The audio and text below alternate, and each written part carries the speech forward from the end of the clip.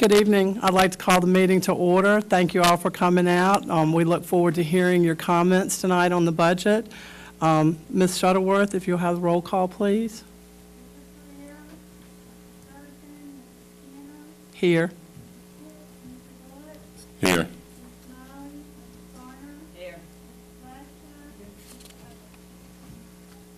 Okay. We'll stand for the Pledge of Allegiance and the moment of silence. During the moment of silence, if you'll please keep Mr. Puryear in your thoughts and prayers. His father passed away and the funeral was today, so we'd like to extend our sympathies to him and to remember them during the moment of silence. I pledge of allegiance to the flag of the United States of America and to the republic for which it stands, one nation, under God, indivisible, with liberty and justice for all.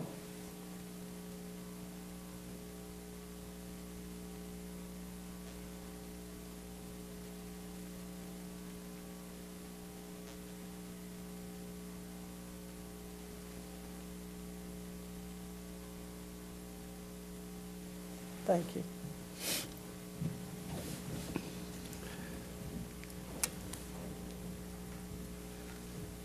Okay,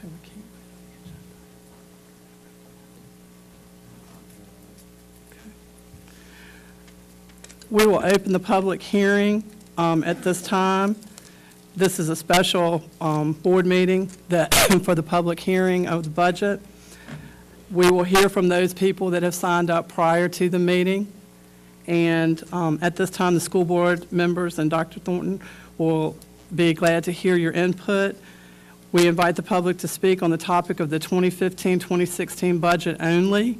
Public comments at board meetings are just one of many avenues for communication, and the board recognizes and appreciates the importance of input from and communication with the public we represent. The public was invited to sign up to speak. The clerk of the school board will have your name and contact information if you ask to speak prior to the meeting. The public is allowed up to 6 minutes to express their views only on the 2015-2016 budget. Please respect that time limitation. It will be enforced. If there are many to be heard, we will limit your time to 3 minutes. As a reminder, it is inappropriate at public meetings to make personal attacks, to be defamatory, or to disparage individuals or identifiable groups. Again, we welcome and appreciate your input regarding the 2015-2016 budget. Prior to beginning your comments, please state your name to the school board. Ms. Shuttleworth, how many do we have signed up? So you'll have your full 6 minutes. Okay. Okay. Go ahead.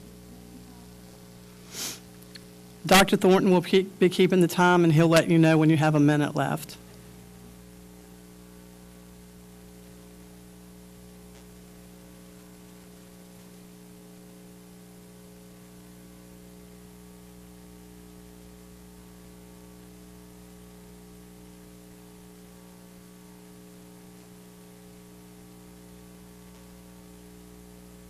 Afternoon about my concern regarding the lack of handicap accessible equipment on our playground.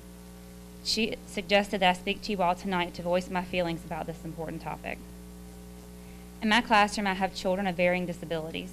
Most of them have physical impairments, such as poor gross motor skills, coordination, and balance. I also have a child in my room with cerebral palsy. At the beginning of the school year, I made it part of our daily routine to participate in recess with the general education pre-K classes. I knew my students would benefit from the social interaction with their non-disabled peers and from the ability to play without the boundaries of the classroom. I quickly discovered that the playground equipment was inappropriate for my students, as most of them could not enjoy the playground safely due to their physical limitations. Sadly, we no longer visit the playground for recess. Outside of my classroom, there are many other students who have physical handicaps, and several are bound to a wheelchair.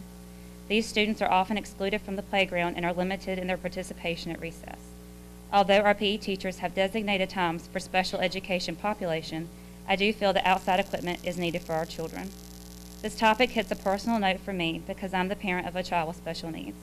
In pre-K, my son Emery was placed in a classroom environment called reversed inclusion, where peer models were placed in the classroom alongside of students with special needs. It was because of this environment that my son flourished in many ways. He became more social, more confident, and more willing to take on challenges. He also made lasting friendships with peers of all abilities. He is now in a general education classroom, and he continues to make progress. He also continues to have a strong bond with his friends that he met last year, especially his peer model, Lane. Seeing Emery's growth has shown me firsthand the importance of peer interaction in children with special needs. As educators, we know that play is essential, and it promotes positive social skills, builds the imagination, and is crucial in the overall development of a child. By having the appropriate playground equipment, our school will be able to foster those skills and provide our students with valuable relationships they might not otherwise have. With this in mind, please deeply consider approving the funds that have been requested and help our school become an even better place for our students to grow. Thank you again for your time.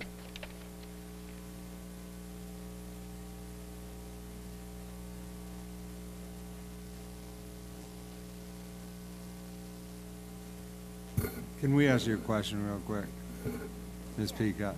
Were the funds for the new playground at South Hill, were the accessible components in that? Or maybe Ms. Covington, can you answer that? Is this in addition to what you requested for the playground? So it is incorporating what The you, piece of equipment that's in our budget that we're requesting is handicap accessible. okay. When we presented that to the full board, and there's pictures and everything, and that was one thing that we specifically looked for was the handicap accessible. And is that also for children wheelchair bound? Oh, yeah. Okay. Okay, I just wanted to clarify. And to again, make it's sure. just one piece of equipment, it's a start, but it is a start with that. Okay, thank you. Sherry Nielsen?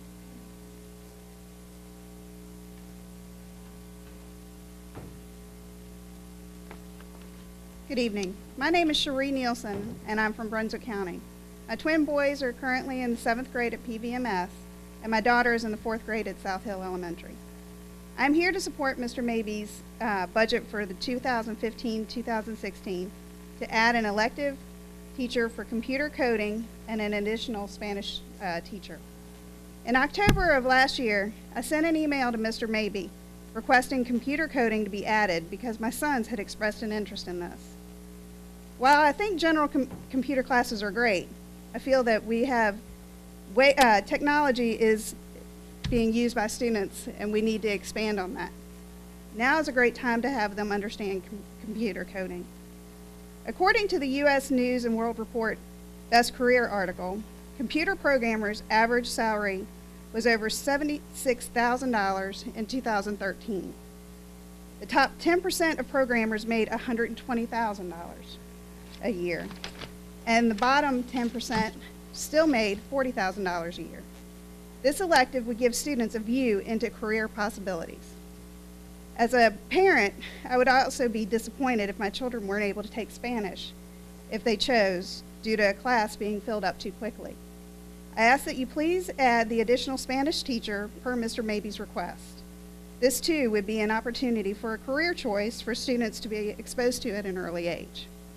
Mecklenburg County Schools' goal is to ensure that students are college or career ready at the time of graduation.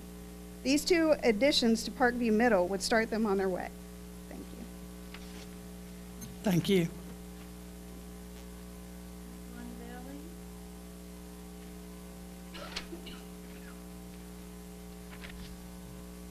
My name is Wanda Bailey. I speak tonight as a parent of students at Parkview Middle and Parkview High School in support of Principal Mark Maybe and Principal Paige Kenley in their request for additional staff at each of their respective schools. They have analyzed student populations and assessed their staff needs and determined that the fulfillment of these requests is vital to student success. While it would be easy just to tack these positions on to our existing personnel, we know that it is unrealistic in our current budgeting process. Here are a few budget-neutral ideas that could fulfill these requests in part. I would urge you to look at student-teacher ratios at all high schools and middle schools as you reallocate staff to areas where they are needed most. One of Ms. Kenley's requests is for another health and PE teacher. We have 3 health and PE teachers at Parkview High School, whereas Bluestone has 4 for over 100 fewer students. A little shifting here and there between schools could solve a couple of these needs. I would also urge you to consider adding the 8th credit back to our school year to ease crowding in all classes. We are in this predicament for a reason, as I alluded to at last week's meeting. I know for a fact that Mr. Maybe's need for another Spanish teacher is a direct result of this 7-credit year, because more and more 8th graders see the need to take Spanish 1 at Parkview Middle so that it gives them more time at the high school to get their other requirements in. Dual enrollment students are strapped to get it all done.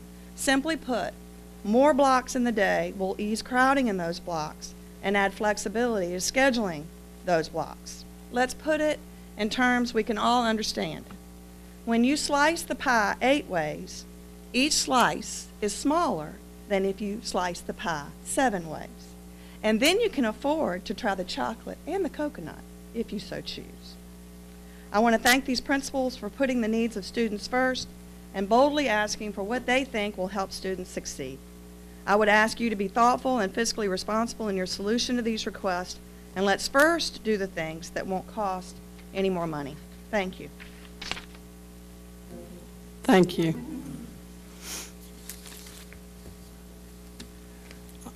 We had a great session where our principals came and told us the things that are needed. I hope all of you that have spoken in support tonight will also go to the Board of Supervisors to speak in support.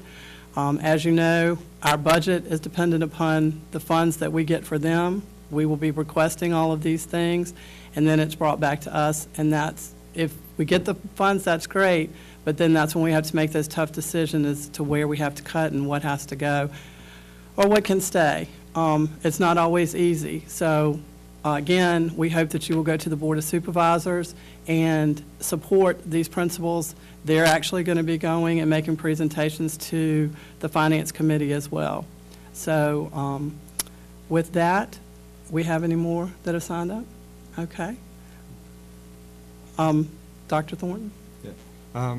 We received a letter from the county, and all agencies have to submit their budget by March 16th. So just to give you a time frame, we'll be putting, once we hear the Board of Supervisors meeting, we'll be talking about the budget. We'll put that on our website as well. But as of right now, I know they're not even receiving our budgets until March 16th.